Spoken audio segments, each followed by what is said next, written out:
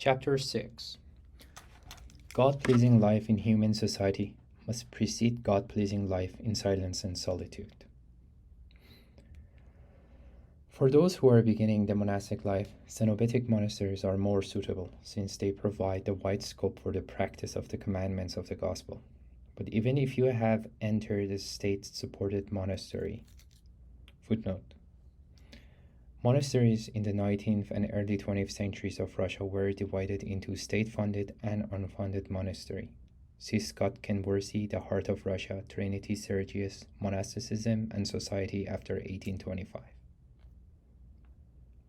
Moving on. Do not be despondent and do not leave it without good reason.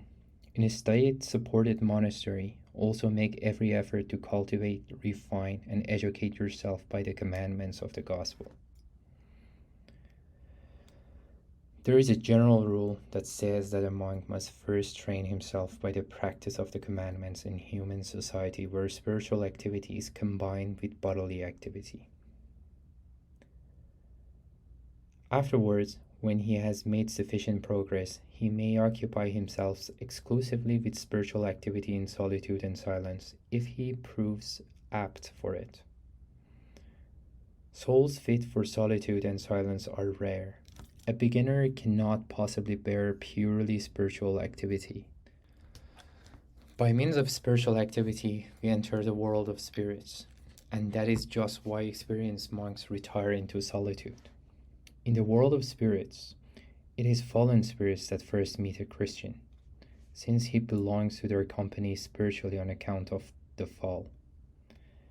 And he must prove the good direction of his free will and the set of his soul by the rejection of fellowship with fallen spirits and by the acceptance of fellowship with God, which is granted as a free gift by the Redeemer. Spirits easily discourage and defeat a soul who has entered into conflict with them without sufficient experience and without due preparation. Footnote. Saint Neil Sorsky. See English translation in G.P. Fedotov, A Treasury of Russian Spirituality. Moving on. The fulfillment of the commandments in human society provides the person who fulfills them with the clearest and most exact experiential knowledge of fallen human nature and the nature of the fallen spirits. It was by means of the fallen that mankind entered into fellowship with the fallen spirits and into the same category of being as rejected creatures, hostile to God, doomed to burial in the prisons of hell.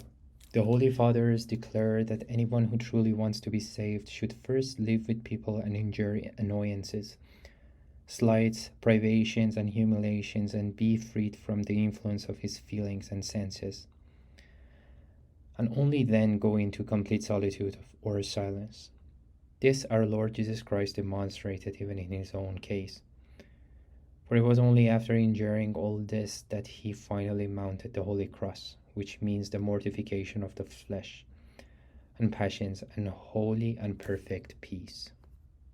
Footnote. Saint Barsanuphius the Great and Saint John the Prophet, Directions for the Spiritual Life. Answer 108. You can be certain that you will succeed everywhere, both in Cenobitic monastery and in a state-owned foundation, if you occupy yourself with the study and practice of the commandments of the gospel. On the other hand, wherever you go, you will always remain without success and without spiritual understanding. You will always come to a state of self-deception and spiritual confusion and disorder if you neglect the study and practice of the evangelical commandments.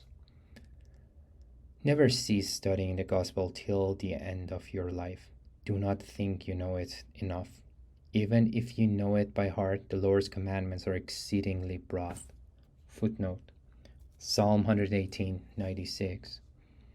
Even though they are expressed in few words, the Lord's commandment is infinite, just as the Lord who uttered it is infinite. The practice of the commandments and progress is then unlimited. In them is unlimited. The most perfect Christians, brought to a state of perfection by divine grace, remain imperfect in regard to the commandments of the gospel.